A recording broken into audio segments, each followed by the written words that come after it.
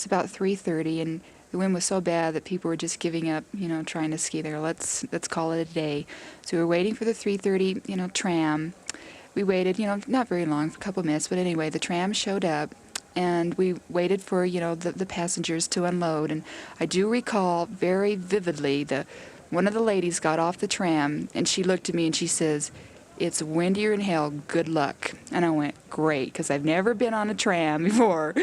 And I remember we got on the tram, and the first thing I thought of, get near one of the sides and hold on, kid. So that I told my girlfriend, said, get over here. So she came over next to me. They loaded up. We got on. We left the building, and a gust of wind came by, and it was pretty scary. But the guy reassured us it was 100% safe. Don't worry about it. We went on just not even a yard, and this big gust of wind came by. This big slam, which at this point I still don't know what it was. I don't know if we hit anything or what it was actually, but at that point, the car just went sailing down the wire. It was moving very, very fast. We came to a screeching halt. The only thing I could think of is possibly the conductor of the tram put on brakes. That's the only, I don't know anything about that sort of stuff. But when it did come to a halt, I looked up, and the car had broken. And my side, there was like about 16 people. Everybody was on top of each other. There were skis. There was blood everywhere. I mean, there were injuries. People were crying. I tried to, find who was hurt the most to try to, relieve pain. I heard the conductor yell at somebody below, whoever it was, I don't know, but he yelled out, "Go 50 yards back," because 3 people flew out the back. We lost the back of the tram. I remember looking over to the left, and the top of it caved in. So it was just like an egg carton. It opened up, and it was hanging there midair. What I could tell is, I'm not that, good on depth. It looked like we were about 50 to 75 feet, in the air. And I looked over to the right, and I could just see that we were just hanging there by a thread. And I heard the guy say something about it was fiberglass, to, take it easy, that help would be on its way. And I remember looking over, and this man when the ceiling came down, whoever was in the middle was either, broken backs, or I knew this one guy was dead. I just, you could just tell. I mean, and what had happened is, with everybody taking their equipment onto the tram, people were injured from poles, from skis, and this gal had the ski here, and then she had one coming up around her back, and where the window had collapsed, the ski had made a complete S, and I was just looking at the point. It was just right there. And if that thing had, I'm serious, if it would have just poked me right in the face. Tell me from the beginning what happened.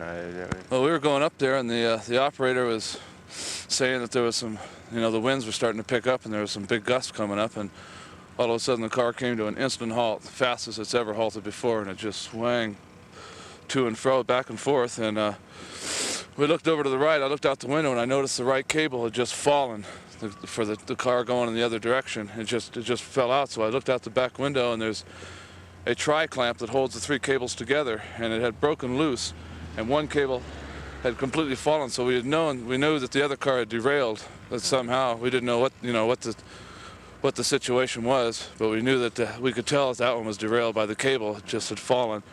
And the rest of us could do nothing except wait. They were going to send up another rescue tram, I guess, it runs over the top of us, but they couldn't get it operating. So then we had to rely on this other procedure, which is with a hydraulic cable system. It lowers a single person down at a time, which took us to, well, at first it was taking us 15 minutes per person. Then we had trouble, and we fixed it, and we got it down to about 8 or 10 minutes per person. Was there any panic at all? People getting scared? There was a couple kids and a couple ladies that were in tears and were afraid to go down, and but there was no choice. They had, but it was relatively calm. Everybody got along good, and we worked together good, and we let women and children go first, and then the remaining fellas, we drew up numbers. There was about 26 of us, and we drew up numbers and put them in a hat, and everybody picked them, and we went down according to that. At first, people were in shock for a while, and they were yelling and screaming. But then when somebody just took charge, it got all settled down. And then when they tied us to the cables to be sure that we were safe, everybody knew that we were going to get down, and it settled down really fast. Who did take charge? Ray, right here. Ray, do you have any experience in safety or first aid or this kind of thing? Not really. It's just I just kind of realized that if we all panicked, we might not make it out of there. Is that what prompted you to speak up and try to get things organized? Yeah. Were there any people on board who had medical training at all? There's a nurse on there and a doctor. His arm is pinned, but so he couldn't do anything. And what was the nurse able to do? Tell people what to do if their feet got cold, and tell them to move their toes to get their blood circulating back in there and all that.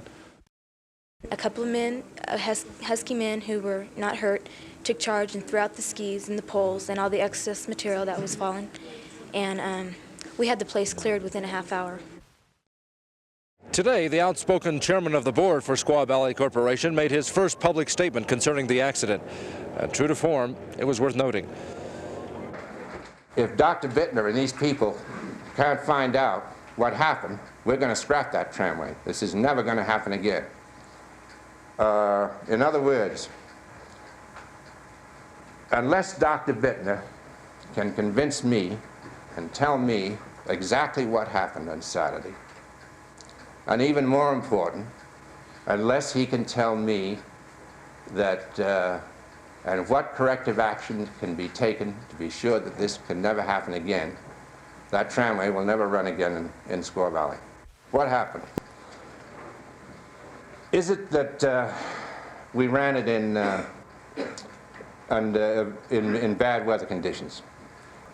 I said, my God, the operator must have, a gust of wind must have come in and the operator must have run into the tower. That's the only conceivable explanation from a wind point of view, according to our understanding of what this tramway is allowed to, is supposed to do. I want to take this opportunity to, my heart goes out to particularly the families of the people who were killed in our tramway. But I'd like to say this. I think our organization, the way they conducted themselves, the way they went about their business in rescuing these people and risking their lives in conditions of just impossible conditions, I think they were magnificent. I'd like to say that never have I been proud of our organization than I am now. I'd like to say, don't sell Squaw Valley short. Okay. You don't like champagne?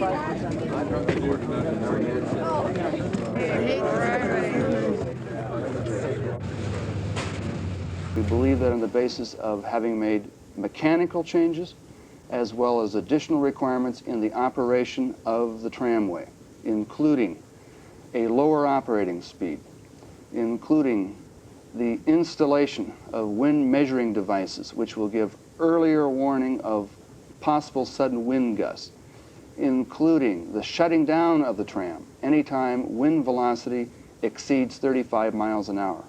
All of these are new conditions in addition to others. We are saying that as a result of our investigation of the tragedy that occurred in April and the hundreds of hours that we spent in the analysis of that and the special order that we issued in August with 10 very tough conditions that had to be met before the tramway could be back into operation, we're saying that Squaw Valley has satisfactorily met those. We have now signed a permit to operate, and the public can use it in confidence.